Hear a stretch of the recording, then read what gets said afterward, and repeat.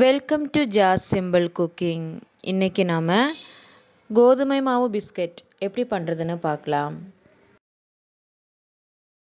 கோதுமை மாவு பிஸ்கட் பண்ணுறதுக்காக 2 கப் கோதுமை மாவு எடுத்துக்கோங்க. இது மைதாலையும் செய்யலாம். மைதா எடுத்திங்கன்னா அதுவும் 2 கப் எடுத்துக்கோங்க. அதுக்கப்புறமா ஒரு மிக்ஸி ஜாரில் 1/2 கப் போல் சுகர் சேர்த்துக்கோங்க. அதில் 2 ஏலக்காய் சேர்த்துக்கலாம். சேர்த்துட்டு இது நல்லா பவுட்ரு பண்ணி எடுத்துடலாம்.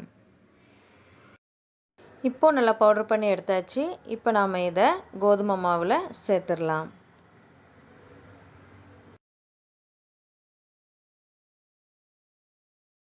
அதுக்கப்புறமா இதில் 2 ஸ்பூன் நெய் சேர்த்துடலாம். கூடவே 1/4 ஸ்பூன் போல் உப்பு சேர்த்துட்டு நல்லா கலந்து விட்டுக்கலாம்.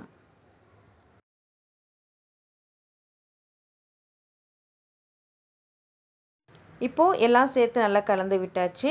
இப்போ இதில் கொஞ்சம் கொஞ்சமாக தண்ணி சேர்த்து நல்லா சாஃப்டான சப்பாத்தி மாவு பதத்துக்கு பிசைஞ்சிடலாம். தண்ணி கொஞ்சம் கொஞ்சமாக சேர்த்துக்கோங்க. ஏன்னா சுகர் சேர்த்துருக்கறனால தண்ணி கம்மியாக தான் தேவைப்படும்.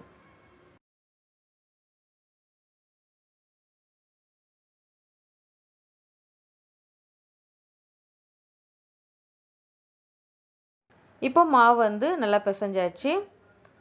நல்லா சாஃப்டாக வந்திருக்கு. இப்போ மூடி வச்சு ஒரு 15 நிமிஷம் வெயிட் பண்ணலாம். இப்போ 15 நிமிஷம் போல் ஆயிருக்கு. ஓப்பன் பண்ணி பார்த்துடலாம்.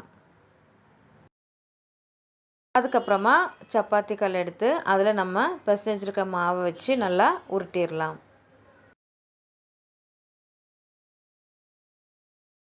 இப்போ இதை 2ஆக பிரிச்சிடலாம். இப்போ அதில் ஒன்று எடுத்து நல்லா உருட்டிக்கலாம்.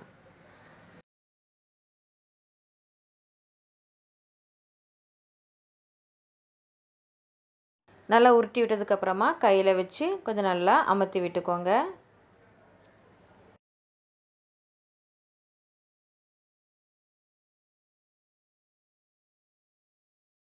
இப்போ சப்பாத்தி கல்லில் கொஞ்சம் மாவு டஸ்ட் பண்ணிடலாம். அதுக்கப்புறம் மாவு வச்சு அது மேலேயும் கொஞ்சம் மாவு சேர்த்துடலாம். சேர்த்துட்டு சப்பாத்தி கட்டையை வச்சு நல்லா ரவுண்ட் ஷேப் பண்ணிக்கலாம்.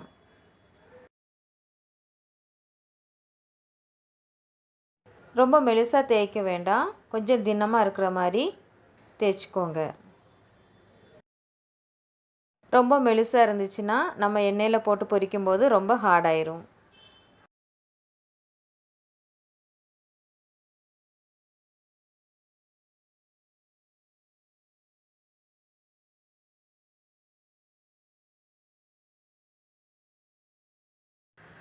இந்த மாதிரி தின்னத்துக்கு பண்ணிக்கோங்க.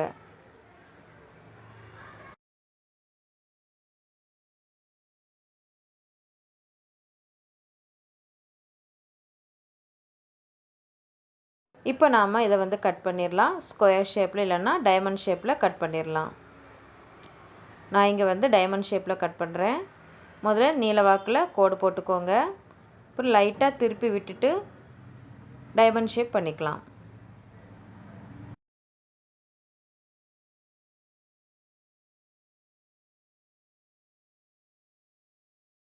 இப்போது எல்லாம் கட் பண்ணியாச்சு. இந்த மாதிரி கட் பண்ணிக்கோங்க. இப்போ எல்லாம் கட் பண்ணி வச்சாச்சு. இப்போ நம்ம இதை பொரிச்சு எடுத்துடலாம். இப்போ பொரிக்கிறதுக்காக ஸ்டவ் ஆன் பண்ணி ஒரு கடாய் வச்சுக்கோங்க. அதில் முங்கி பொரியிற அளவுக்கு எண்ணெய் சேர்த்துக்கோங்க. எண்ணெய் சூடானதும் நம்ம கட் பண்ணி வச்சுருக்கிற மாவை இப்போ இதில் சேர்த்துடலாம். ஃப்ளேமை மீடியம் ஃப்ளேமில் வச்சுக்கோங்க. கொஞ்சம் கொஞ்சமாக சேர்த்து பொரிச்சு எடுத்துக்கோங்க. எல்லாம் சேர்த்ததுக்கப்புறமா இப்படி கலந்து விட்டுக்கோங்க. அப்பப்போ இப்படி கலந்து விட்டுக்கிட்டே இருங்க. இப்போ எல்லாம் நல்லா ஃப்ரை ஆகிட்டு இப்போ நாம் இதை எண்ணெயிலேருந்து எடுத்துடலாம். இப்போ இதே மாதிரி மிச்சம் இருக்கிறையும் போட்டு பொரிச்சு எடுத்துடலாம். அவ்வளோதான், நம்ம கோதுமை மாவு பிஸ்கட் ரெடி ஆகிட்டு. இப்போது எல்லா மாவையும் பொரிச்சு எடுத்தாச்சு.